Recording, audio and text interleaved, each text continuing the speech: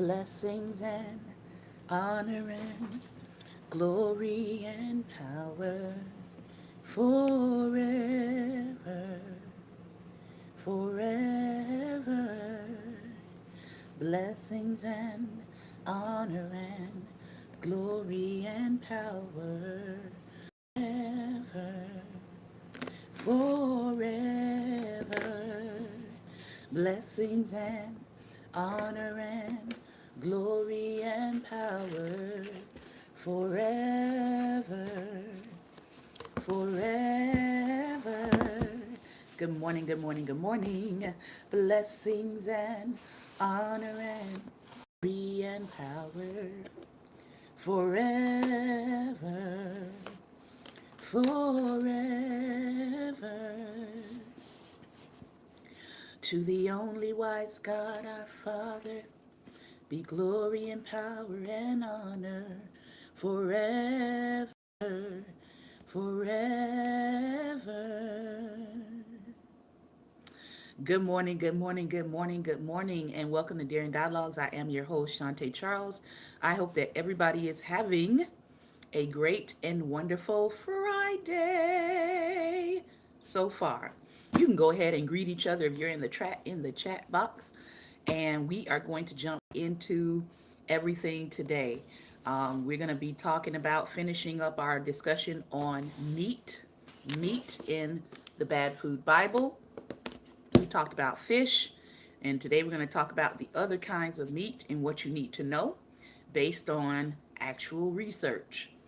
Okay, and then we're going to talk about avoiding rent traps when you're talking about your score. Well, in the book, Your Score, dealing with things that you need to know about credit that will help you.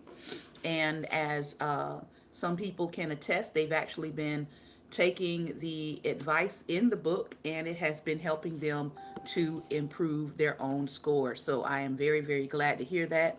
I'm always glad to get emails and inboxes for those of you who know me personally about how these broadcasts are helping you. And then we're going to lastly stop by Wealth Can't Wait, and we're going to be looking at the brief chapter called Dealing with Setbacks. Dealing with Setbacks. So we're going to go in that order, but I do have a new kind of fraud warning that we just experienced early this morning that I want to warn you of. So please go ahead and share this broadcast. If you're on YouTube and you know how to share me, share me. If you're on Periscope and you know how to tweet me out or share me to your Facebook, please share me because this is important. All right. So about close to 1 o'clock in the morning, many of you know that we are in transition as we're getting some things renovated in our own living space. So we're in a temporary residence until, that is finished. So anyway, we got a call about almost 1 o'clock in the morning. Most people know I'm usually still up. I'm either studying the Bible or reading or praying or something. And so I was like, what in the world? Who is calling us at almost 1 o'clock in the morning on the hotel extension? So I didn't want to ignore it because I was like, nobody ever calls. So I picked it up. And it was someone who said, "Hi, I am the general manager of blah blah blah, and your card for your payment has declined." And they went on to say, "We believe it's because the zip code or something may be incorrect, and if you just provide us with the correct zip code." I mean, they sounded all professional and everything. Guy, it was a male voice, a male Latino voice. They said, if you just go ahead and provide us with the correct zip code, we can take care of this for you, right? So immediately, something, the Holy Spirit, I immediately felt a gut check like something is not right. So before I said anything else, I said, we're going to come down to the front desk. And then they said, Oh, no, no, no. You don't have to do that. You don't have to come down to the front desk. This can be handled over the phone. Red flag. I said, no, no, my husband is going to come down to the front desk. And then I hung up. So, unfortunately, poor thing, I roused my hubby out of his wonderful, beautiful rest. And he went down to the front desk. And when he got down to the front desk, turns out there were other people, get this, there were other people at the front desk for the same reason, because someone had called their room. And the front office said, we never made no such call. Okay? So we went ahead and reported it, as a fraud call. But I want people to understand that these kinds of things are happening. These kinds of things are going on. And this is apparently a new scam. Because once I talked with someone else this morning, they said the same thing happened to them at a hotel when they were out of town on business. Someone did the same exact thing, ran through the same lines, talking about their credit card and the zip code. So I don't know. I haven't seen anybody talk about this as a new scam, but it is happening. All right. And I don't know what they were trying to do or what they were trying to do with the zip code, and if they already had card information. But I've already, done my due diligence to report it both to where we are and to the card. So I say that to say, watch out for new fraud scams. People are getting very, very slick. And the only thing that I could think about was if I had answered that phone probably half asleep and not awake, I probably would have been more concerned about somebody saying it declined, and I would have just unthinkingly rambled off my zip code. So that's why I'm saying you have to be awake, you have to be alert, you have to be aware that people will sound good, right? They will sound good, but they're fraudulent. That's a whole other preach sermon. People will sound good, but their actions and their motives towards what they're trying to get is fraudulent. All right. So I am very thankful that we avoided fraud, because oh my goodness, that would have not been good. All right.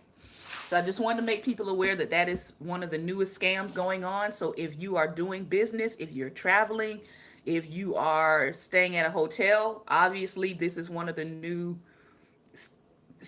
new scams. All right. To call hotel rooms and get people to give up pertinent information about their credit card or whatever.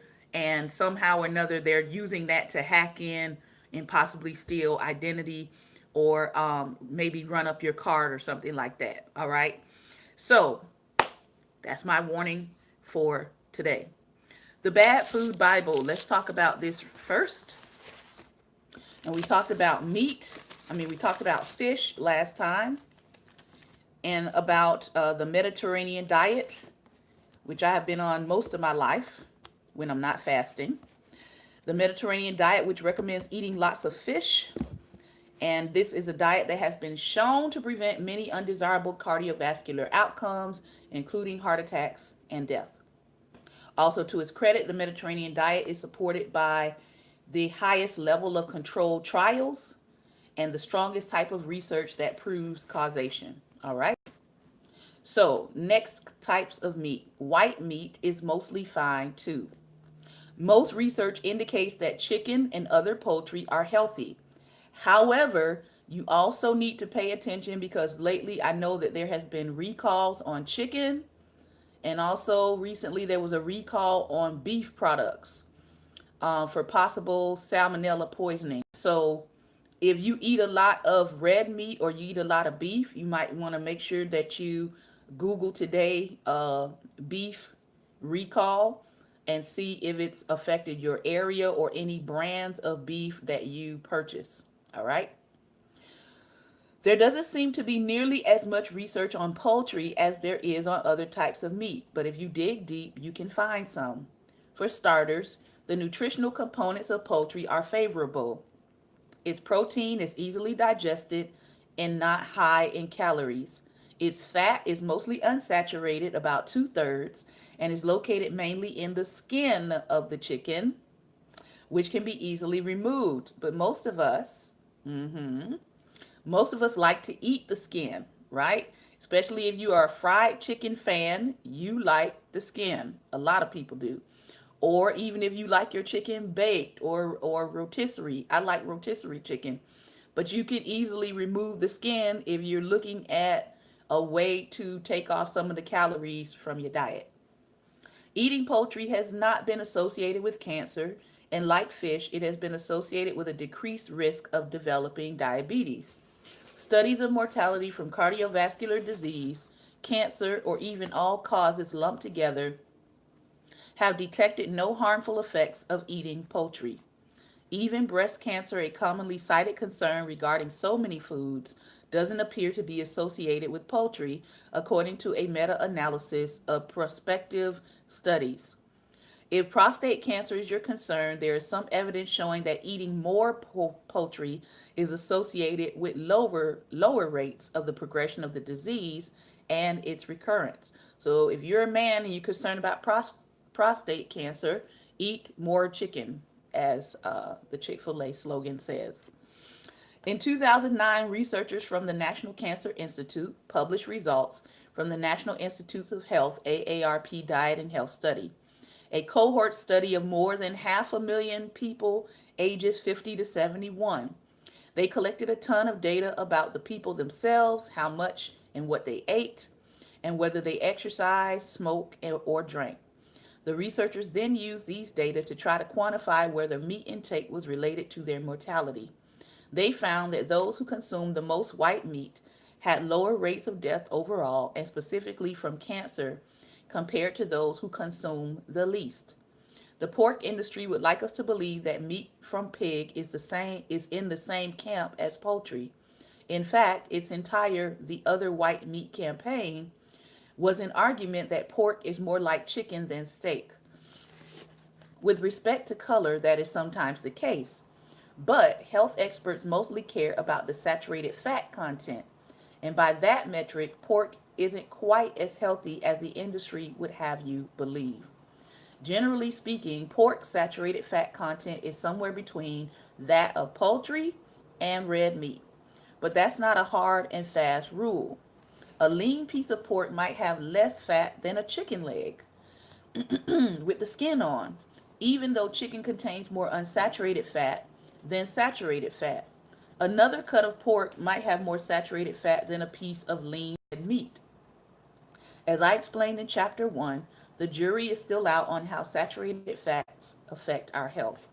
Most of the evidence seems to indicate that large quantities of saturated fats are bad for us, but that moderate amounts are fine. Basically, this means that we can have as much lean meat as we want, but we should save meat with a lot of fat only for specials. A study published in 2012 looked at 164 overweight but otherwise healthy adults who claimed to eat low amounts of pork. Half of them were randomized to substitute about 1 kilogram of lean pork a week into their diets in place of mainly chicken or beef. The researchers then followed both groups for 6 months. They found that compared with the control group, those in the pork fed group lost more weight and fat. Given that this study was funded by Australian Pork Limited and the Pork Cooperative Research, these results should be taken with a grain of salt. Good morning, love.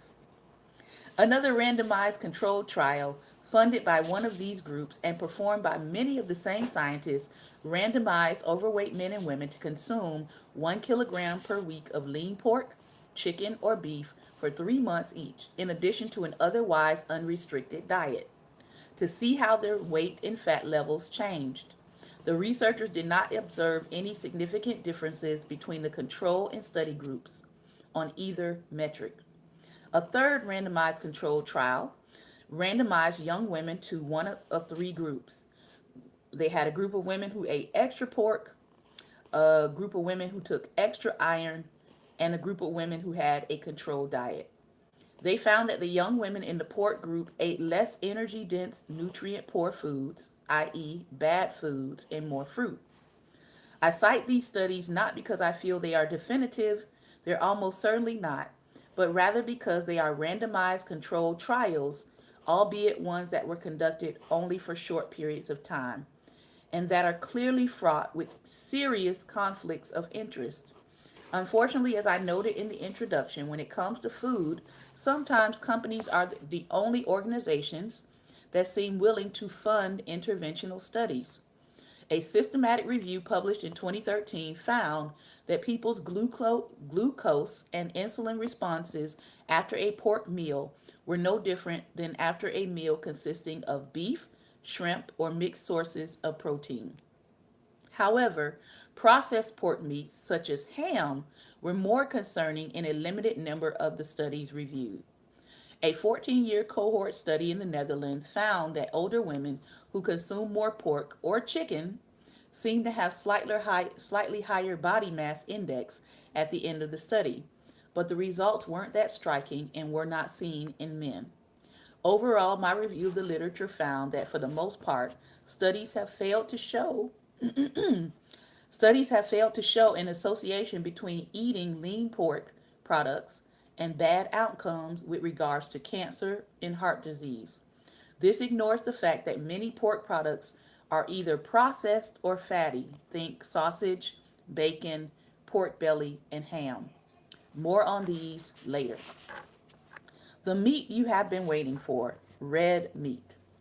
Fish, poultry, and pork all come in their fair share of criticism, but the real bad guy in the meat wars is red meat. Many people believe that eating red meat can kill you, and they may even be able to cite research to back up their beliefs.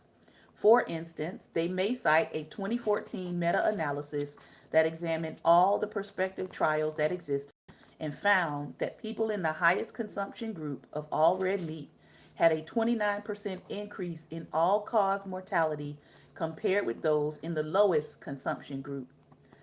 But even this rigorous study, remember, meta analysis is one of the most reliable ways that researchers have to process data. Even this study has a lot of gray areas, and it's usually such weak that anti meters exploit in order to make their point. It's important to keep in mind, however, that most scientific studies don't come out and say meat will kill you. They contain statistics, definitions, qualifications, and lots of data. In many of the studies examined in this analysis, for instance, people in the highest consumption groups were defined as eating 1 to 2 servings of red meat a day.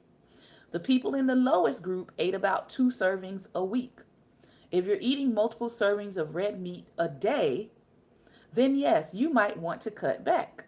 But if you're eating only a couple of servings a week, you're probably doing great. Of course, not all red meat is created equal.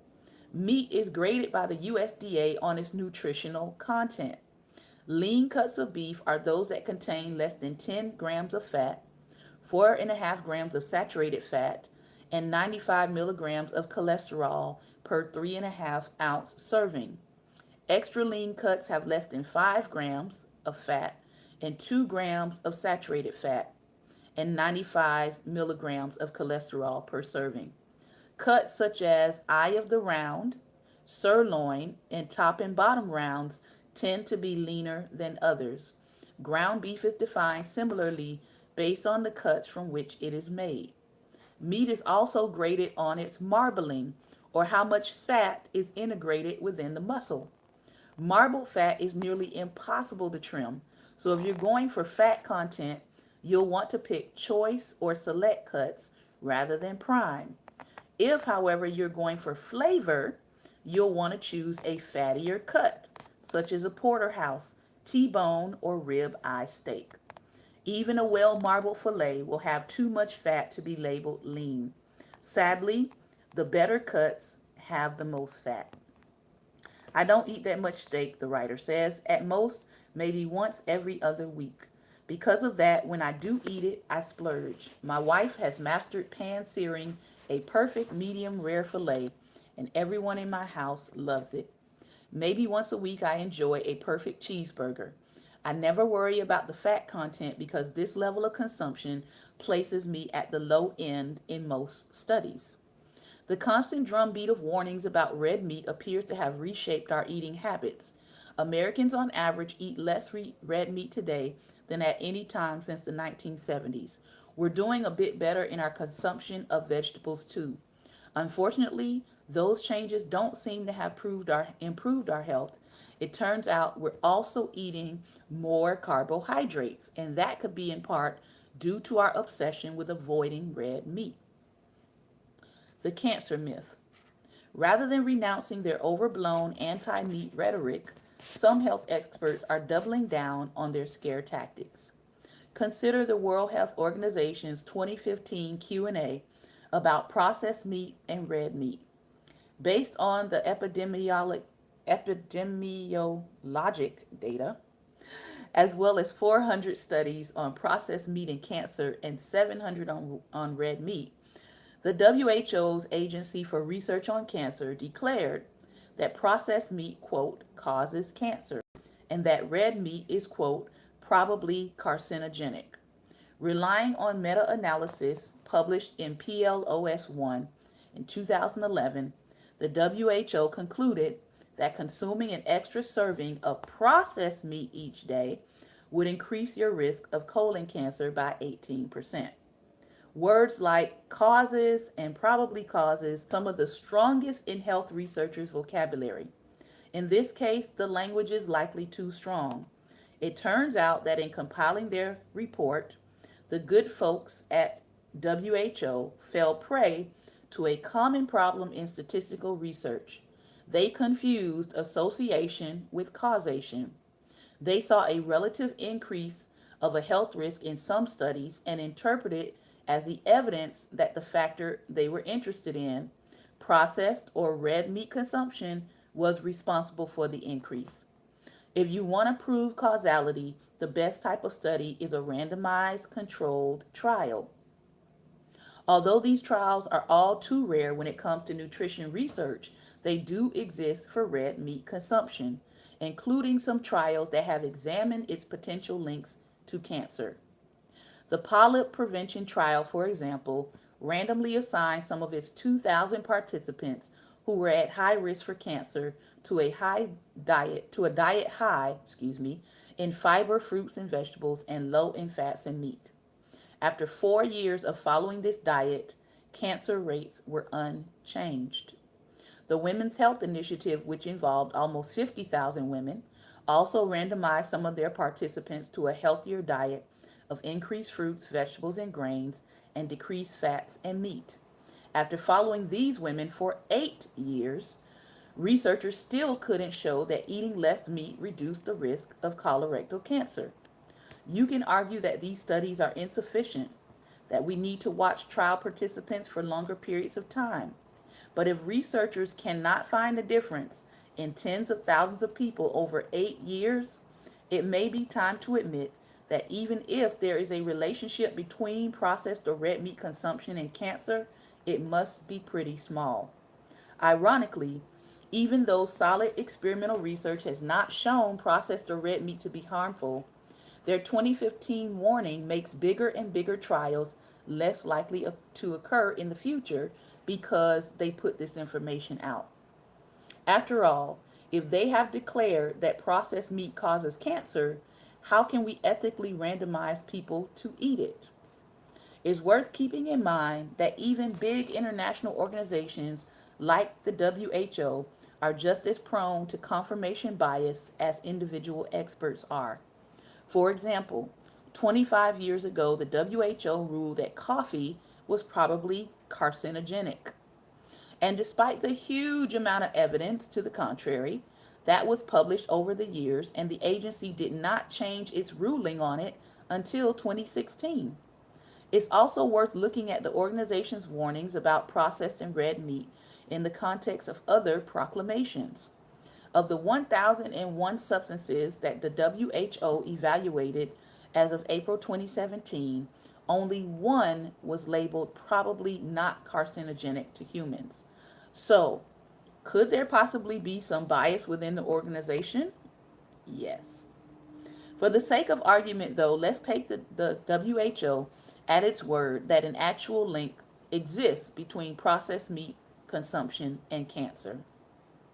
What's missing from this discussion is any talk about the magnitude of the risk.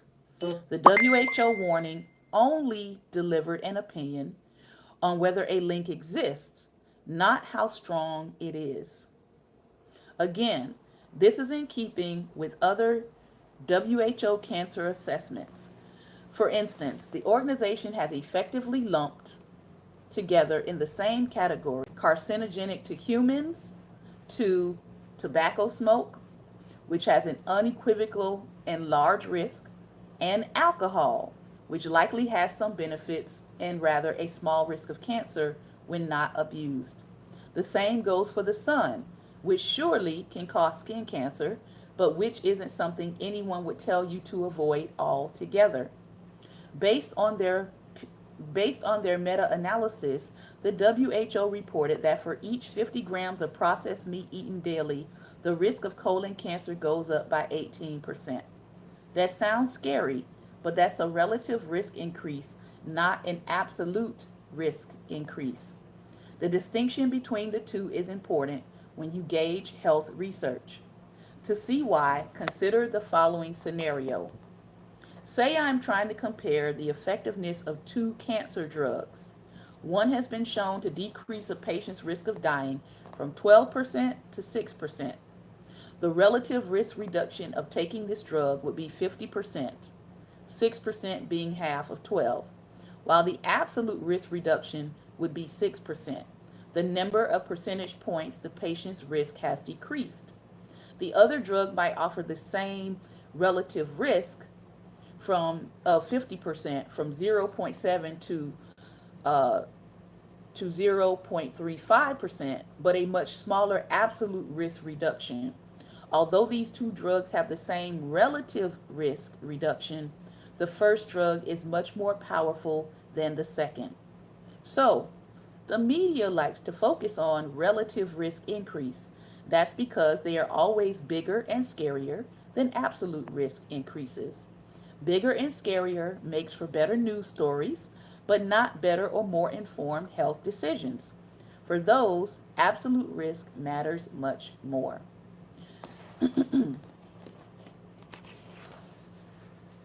The bottom line, with meat, as with everything else, moderation is key. If you're eating multiple portions of processed meat a day, you may see some small decrease in your lifetime risk of getting cancer by cutting back on it. Maybe.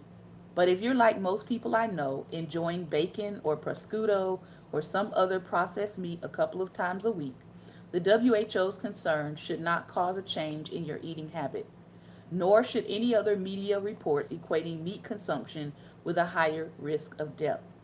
What's more, if you're eating unprocessed fish, chicken, or pork, and not existing on it as your sole means of sustenance, you likely have little to worry about. Even if you're eating unprocessed red meat a couple of times a week, it's hard to find good evidence that you should change your ways. Meat, eaten in moderation and in a thoughtful way, isn't going to kill you, nor is avoiding it completely going to save you. Michio Kushi promoted the macrobiotic diet for his entire life. He himself got colon cancer at age 81 and died from pancreatic cancer 7 years later. Since I did the research for this chapter, I've stopped worrying about ordering a nice big steak once in a while in a restaurant. I eat fish all of the time. I've gone back to eating buffalo wings without guilt. And when anyone I know travels to Philadelphia, he says, my wife and I give them a cooler to bring back frozen cheesesteaks prepared by our favorite restaurant there. We serve them to our friends, even those who normally eschew meat, and they eat all of it. No one can pass up a mama's cheesesteak. So, that is your summary on meat. All right, let's move on to, let me go ahead and read this very, very short chapter on From Wealth Can't Wait. For those of you who are looking for the book that I'm reading out of, you can screenshot it. And short chapter on dealing with setbacks. Zig Ziglar says, it's not the situation, but whether we react negative or respond positive to the situation that's important. I'll say that again because life happens. It's not the situation, but whether we react negative or respond positive to the situation that's important. To build wealth with ease, consider your emotional reaction to setbacks. As you steadfastly pursue wealth building, eventually you will hit a roadblock. It's simply a part of the process. A full life always has its measure of setbacks. Here are 2 ways you can turn the tables on any setback. First, you know that you control every outcome. Consider the following formula: event plus response equals outcome. Or,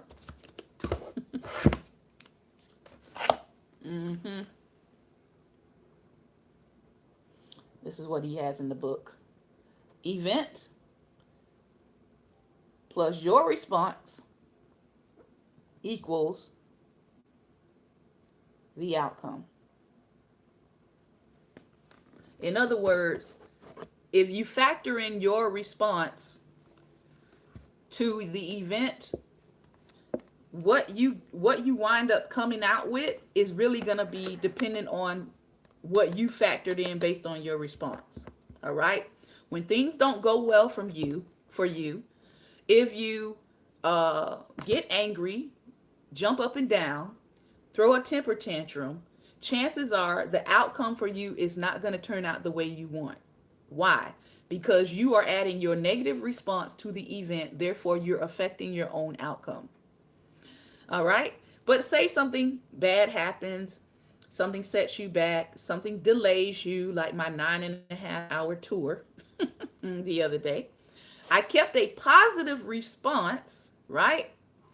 And now I am thankfully, thank God, hallelujah, praise Jesus, receiving a positive outcome that I get to go collect today. Hallelujah. All right. So I actually agree with that equation. Event plus response equals the outcome. Second, if you know that you are willing to win, you can. If you look hard enough, you can find advantages in every setback. That needs to be repeated today by someone. You need to add it to your prayer today and say, Lord, help me find the advantages in my setbacks today. Whatever they may be, whatever the occasion is, I know for me, the way I stay positive is I always try to find the advantage in a setback. Or I always try to see, as it said, the silver lining in the storm. What is it that I can latch on to that's positive about this that can help me get an advantage and move beyond the event that may be negative? It may be negative. I may be like, oh my God, this is just not good. But I'm still asking God to help me find the advantage in the setback. All right? Events can be one of 3 things. They can be neutral, they can be positive, or they can be negative. Let's look at what would be widely perceived as a tragic or negative event. Say you got fired, crashed your car, or were diagnosed with cancer. Your partner had a miscarriage, or your son was killed. Life deals out its fair share of tragedy. No one, no matter how wealthy, is immune from such horrible events. Let's explore the formula in more detail. The event, regardless of what it is, happened in the past, but your response to that event will affect the outcome. Dr. Wayne Dyer uses a metaphor of how the things that happen to us are like the giant wake behind a speeding boat. We see this massive wake, it's visible and it's powerful, but as humans, we make the mistake of thinking that the wake powers the boat. It doesn't. The engine and the rudder connected to the steering wheel that we control steers the boat and guides our path into the future. Dr. Dyer doesn't advocate ignoring the wake. Instead, acknowledge it for what it is. It is in the past, and it does not determine where the boat will go in the future. We are in control of that. Events have the meanings that we give to them. And we can learn this from Joseph, right? Joseph in Genesis chapter 50 says, listen, I know you all tried to kill me. I know you all sold me down the river. But what you meant for evil, God intended it for my good. It's all working out for me because my trust is in God. My trust was not in my events. My trust was not even in getting my brothers back. My trust was not in hoping my brothers would see the error of their ways, right? Joseph maintained his trust in God.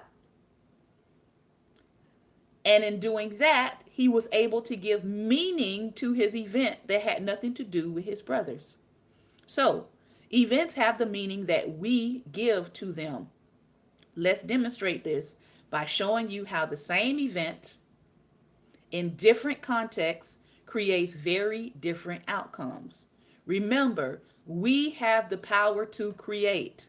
The most powerful part of an outcome is the meaning that we give to it.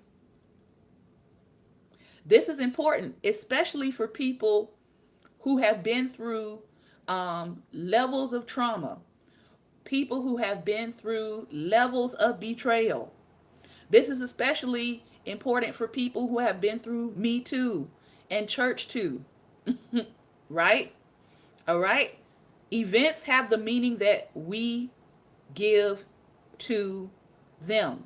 So I don't go around calling myself a victim of rape. I don't. All right.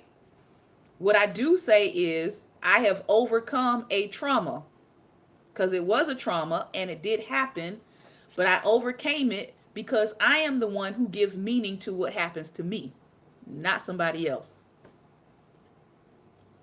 There's an old proverb about a Taoist farmer that goes something like this. A boy falls off a horse and fractures his leg. The family says, "Oh no, how horrible." The wise man says, "You can't be sure it's horrible." Then the army comes and conscripts every able bodied boy into the army. They leave the boy at home because of the bad fracture. The family says, "Wow, right. It's a blessing that he fractured his leg." The wise man says, "You can't be sure it's a blessing." Then a famine strikes the village, and the boys who were conscripted were at least well fed and cared for and had a greater chance of survival. The family says, "Oh, how horrible. If he hadn't fractured his leg, he would have been well fed." The point to the proverb is this: you just don't know what outcome will result from an event in your life. But with E plus R plus O, you can do a lot to affect that outcome. Are you willing to win under any circumstance? If so, we challenge you to face adversity from mild to severe and ask yourself, what about this event could benefit me? What happened that could be to my advantage? The answer might not be obvious, but if you ask this over and over and you are open to the answer, you will find one. This is because there is something positive for you, something to your advantage inside of any negative event. Lastly, a chiropractor we know has a nephew named Jesse who was an amazing athlete on his way to becoming a pro surfer when disaster struck.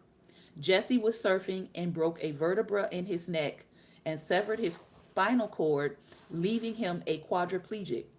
Jesse found advantages in his setback and put E plus R equals O to work for him. He is now back to surfing, leading an amazing life. He founded the Life Rolls On Foundation and was featured in the film Into the Liquid. He was also given a Lifetime Surfing Achievement Award, received the prestigious Nike Casey Martin Award, and is a highly sought after motivational speaker. He fell in love and recently married an amazing woman. What can you learn from Jesse? How will you apply event plus response equals outcome to your life the next time tragedy strikes? Hashtag E plus R equals O. All right, we're moving into our last book for today. And it's talking about, we have been in Your Score, and we are still on chapter 11. We have already talked about surviving divorce and the division of assets. We have talked about surviving a foreclosure, and now we are talking about staying out of the rental trap and digging out of a bankruptcy. And I think that is going to finish this chapter. And then we'll actually be able to go back and touch on some other chapters that have specific issues. All right. Staying out of the rental trap. Recently, I had a meeting with a client who was a very prominent music industry producer with a #1 hit record to his name just in the last couple of years. He's a young guy, and he decided he was going to go out and get his own place for the first time instead of crashing with a bunch of roommates. He didn't have much in the way of a credit profile, but he had more than 1 million in the bank. So he figured he'd be good when it came to looking at some nice rental condominiums on the water. But when he filled out the credit application for the rental, he received a bad surprise. The landlord rejected him immediately. It turns out that my client and his dad share the same name, but are junior and senior. Senior went through a rough patch and had been evicted from some apartments. Those evictions, along with tax liens and other specialized penalties, show up on the real estate version of the credit report I described in chapter 6. Because my client was accidentally mistaken for his dad in the reports, nobody would touch him as a renter. Let me go back and reiterate something for people who don't understand how credit scores work. As he just said, there is a real estate version of your credit report. There is a car loan version of the credit report. There is a mortgage version of the credit report. So when people are talking about, depending on what you're trying to go out and acquire, all right, as an asset, you have to keep in mind that your credit score, the way they factor it for real estate, is not the same way they would factor it for a car. All right. And that is something that people don't understand when they're going out to get a certain product. All right. But keep that in mind. All right. It seems like a funny problem, but it wasn't a funny problem for this client. He actually had to spend 6 weeks living day to day in Airbnb apartments while we tried to sort out this credit mess. Actually, his case is not so different from ones I see every day in my practice. People who don't have much of a credit history, either because they're young and new to the workforce, or because they come from a different country, which isn't accounted for in our bureau's algorithms, often have extremely hard times finding a place to rent. Sure, you can find some places where a landlord's only requirement for a new resident is to check the person up and down with an eye test. But those places don't tend to be the nicest, and they're way harder to find than conventional rental apartments or houses. In most cases, if you're going to fill out a credit application when you try to rent an apartment or a house, and if you fall short in your credit profile, you're going to have a difficult time. Luckily, this crisis isn't a particularly hard one to cure. Anyone can immediately inherit good credit by asking to be included as an authorized user on a friend or relative's credit card, as I described earlier. You can also go in and clean up your credit report by disputing any identity errors that show up. That's what we did with my client, who was confused with his dad's credit history. After showing proof of identity, we disputed the report, and the issue was cleared up in about a month. The first step bears repeating. Check your credit reports thoroughly before you go filling out rental applications. Make sure there are no mistakes on there, and make sure you actually have a credit score in the first place. That's a big problem many professional athletes have. They're 23 or 20-year-olds who have never had a real job, and all of a sudden they have $5 million in the bank, but no credit score. If you have no score, go back to chapter 9 and follow the steps on how to get into the game because it is a game. With some work and some help, you can be in the 700s within 90 days. That's a long time to be sleeping on someone's couch, but it beats the alternative. If you're starting from a deep credit position, use an online budget estimating tool like the one on mint.com, mint.com, to plug in your income and expenses and get a ballpark affordability figure. Knowing how much you can spend on rent or a mortgage payment is a great reality check because staying between the lines, there is going to take pressure off of all other payments you need to in a given month. When you know what payment neighborhood you can be in, that's a good time to check in with a real estate agent who specializes in rentals. They can obviously help you find a good spot, but just as importantly, they're a great source for intel on credit and income requirements of different buildings and condo complexes. Knowing where you have a chance to qualify makes the search much more efficient. For example, I live in New York City, so I know that renting a place in a Doorman building on the Upper East Side is going to take a huge income on the order of 40 times the annual rent payment and a credit score in the 700s. If you have some issues in your credit history, a small scale private landlord with a single apartment to rent is going to be more open to hearing your explanation than a management company. What's the bottom line in terms of difference in dollars? Doing the dirty work to rebuild your score can keep you from having to pay 12 months of rent in advance, plus a security deposit. You'll be thrilled to get back to the world where you only need first month, last month, and 1 month of security deposit. Digging out of a bankruptcy. When I see new clients in the toughest of financial situations with lots of creditors and stacks of delinquencies and late payments, or in the aftermath of a business failure, they usually come around to asking me the same question: should I declare bankruptcy? I'm not going to sugarcoat anything. A bankruptcy is a devastating event for your credit. It's an announcement to your creditors that you've given up and you won't be paying them back. And it will make future creditors very, very cautious about dealing with you. Depending on what kind of bankruptcy you declare, Chapter 7 and Chapter 11 are the two most common.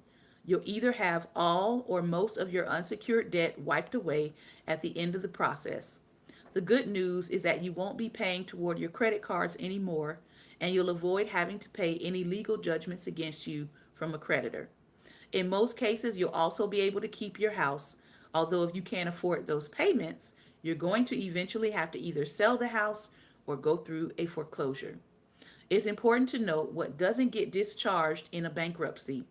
For example, school loans backed by federal government stick around, as do any tax liens you owe on your town, state, or the IRS. Whether or not you should go through the bankruptcy process depends on the viability of your way out. A lot of cases are no-brainers. I saw a client last week who had lost his job as an executive at a media company, and he was facing medical collections of $60,000. He was delinquent on all of his credit cards and was looking at another $85,000 in debt there.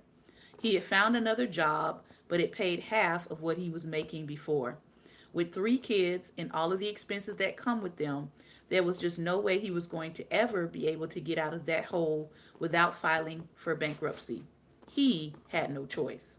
However, it's the borderline cases where you need to do some serious evaluation. The temptation is certainly there to just pull the trigger and wipe away the debt, especially if you've already damaged your credit badly by going deeply into the hole in the first place. But if you go completely delinquent on a credit card with a big balance and it is sent to collections, you can clean that black mark much more easily than you can by resorting to bankruptcy. Bankruptcy is a big stick, and you should only choose it if there's really no viable path to resolving your debts in any other way. There is no one size fits all you should look at when trying to make this decision, but start by examining the relationship between unsecured debt and your income. In my experience, if you have more unsecured debt than you do take home income, and you could pay for your mortgage if the unsecured debt were to be cleared, you're a good candidate for bankruptcy. The bankruptcy, while painful, gives you a chance to quickly rebuild a sustainable life. Another very important factor in your decision is your particular state's bankruptcy exemption rules. When you file in your state, a certain amount of your property and equity are shielded from bankruptcy. The amount of equity you have and where you live are going to play a big part in whether or not you should file. For example, Connecticut lets you protect up to $75,000 in equity in your home and $13,500 in your car. But in Florida, you can protect unlimited home equity and $1,000 in car equity. Do some research and consider talking to a bankruptcy attorney to get an accurate sense of your state laws. If you do decide to go through the bankruptcy process, let's talk about the functional changes that are going to happen to your financial life and what steps you need to start taking. In most cases, you fill out an affidavit that lists all the accounts you're including in the bankruptcy filing. Those would include unsecured creditors like credit card companies. Once you file, those accounts will instantly be closed by the creditors.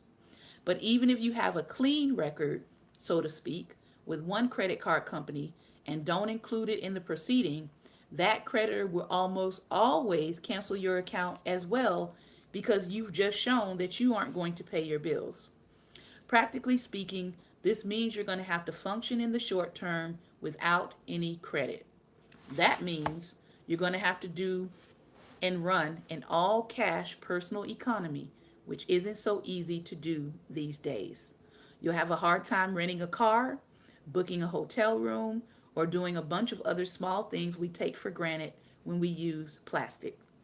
A big part of dealing with bankruptcy is the stigma that comes with it. If you're looking for a rental home or apartment, you're going to have to submit to a credit check when you fill out an application. A bankruptcy doesn't look great. Your best bet is to write a letter explaining your situation and outline your job situation and any other factors that would be reassuring to a landlord. Or just move into a new place before the actual bankruptcy is filed. Also, bear in mind that anybody you list as a creditor, whether that's American Express or your Uncle Jim, is going to be notified that you have filed. And bankruptcy records are public, which means that anyone interested in looking them up will see exactly what happened to you. Your job universe can also be negatively affected by filing for bankruptcy. Many companies do a credit check as part of hiring routines, and if you're going to be judged by what's on your report, think about that. Some jobs specifically exclude people who have had financial problems like a bankruptcy. You won't be able to get a license to be a mortgage banker, for example, if you have a bankruptcy on your record. You should also prepare yourself for mail and email that you're going to get from furniture stores, payday loan companies, and other bottom feeders looking to profit off you in your tough times. The credit bureaus actually sell lists of struggling consumers to companies looking to market to that group. Talk about predatory. You can check my website, www.anthonydavenport.com/yourscore for the links that will let you opt out of all direct mail and phone marketing nonsense.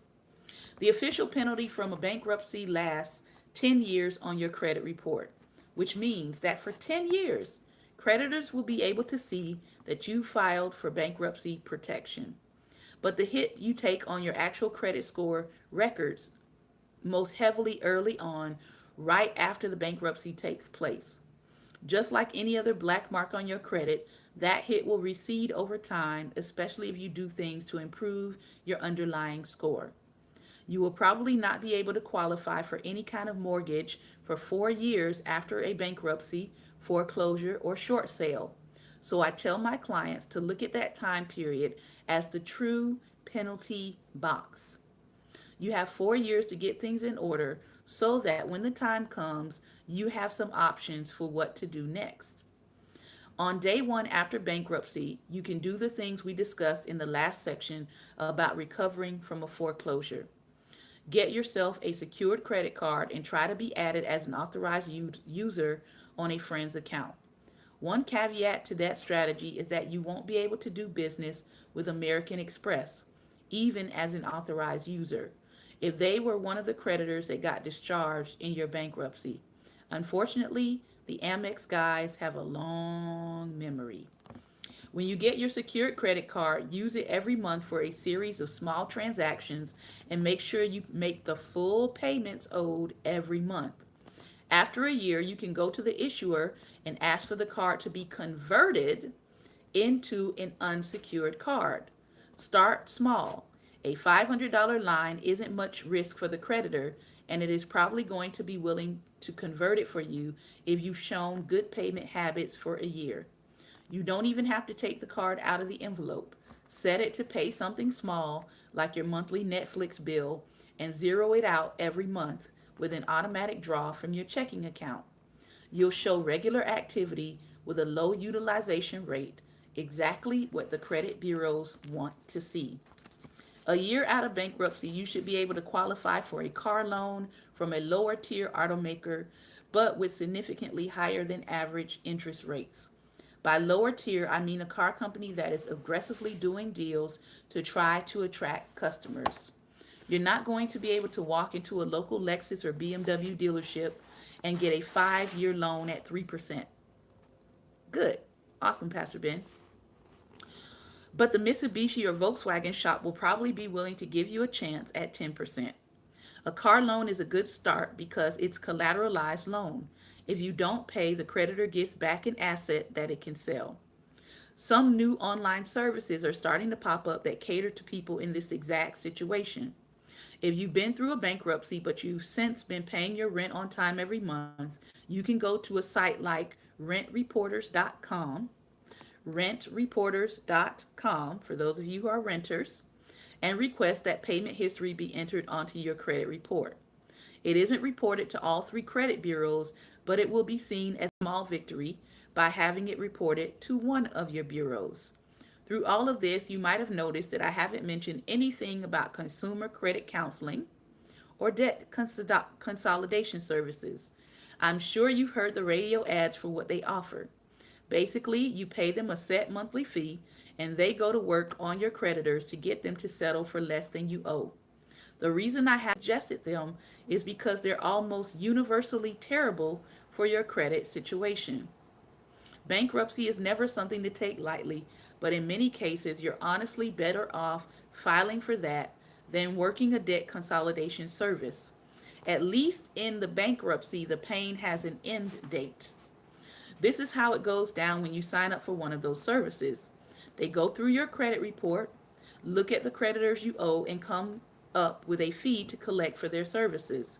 They'll take your money, pool it into an account, and then call up each of your creditors one by one. They'll tell the first one they won't be getting paid, and your late payments, fees, and penalties will continue to accumulate. They'll do the same thing with your second creditor until they get to the one which they feel they can negotiate. For that one, they'll offer pennies on the dollar to settle for less than what you owe. Then they'll go back to the others which have been making you as delinquent for months now and give them the take it or leave it offers. At the end of the day, you might have gotten out of paying a few $1,000s towards your debts, but now you've dropped a bomb on your credit.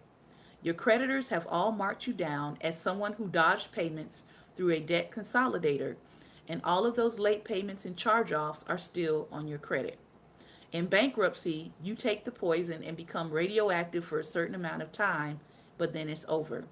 With credit counseling or debt consolidation, you've taken the same poison, but you're still left with an underlying problem for a long time. Like I said, there's no way to sugarcoat a bankruptcy. This will be an embarrassing and frustrating time for you, but you can't let those emotions push you into a hole. It's like dealing with a giant hole in the roof of your house. You can decide that you don't want to deal with it, but next week, the hole is still going to be there. Plus, all of your furniture, carpeting, and possessions are going to be wet. The sooner you accept a predicament like this one and take the steps to get out of it, the closer you'll be to exiting to the other side with decent credit. I've been through it myself. Within 2 years, I had unsecured credit cards and a car loan, the writer says. 3 years after, my credit was back to average. There's no reason why you cannot do the same with these steps. But if you wallow in the emotions, remain in denial, hesitate in taking the steps we've been talking about, you'll look up in 5 years to find that you're still at the bottom. Credit is an integral part of these modern times, and you can't afford to be out of that game for long, not with basic non financial transactions like job interviews and insurance quotes relying on your score as much as the financial stuff does. You can do it. So, what is this writer trying to tell us? He's trying to tell us that because the American system is now in so cahoots with each other, right? Because there was a time that getting a job didn't require your credit score, right? Getting an apartment didn't require your credit score. What else did he say? Insurance was not based on your credit score. So because they have taken something like credit scores that are controlled by three companies that nobody really knows who's really behind them, telling you up front that it is a game and you're going to have to play it, but play it for yourself. Play it for yourself. One chapter we skipped over, I believe that we're going to go to next week, and that is the chapter called Newbie. Believe it or not, we have actually covered everything in this book itself. The Newbie, establishing credit for the first time. And what else? Higher education, navigating the school loan landscape. So those are the last two chapters that we have to cover in this book.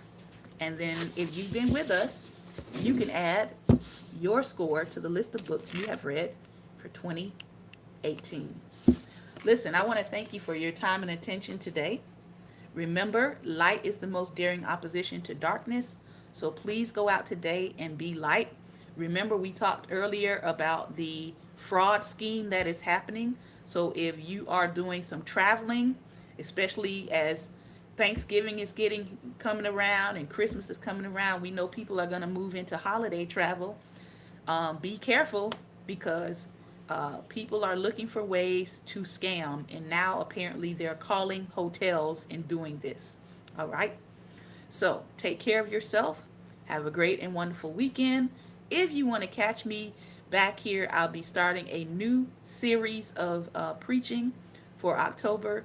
And so you can join me here Sunday at 2:30 p.m. Eastern Standard Time as I jump into a new series. All right. Thank you so much for your time and attention. Take care and God bless.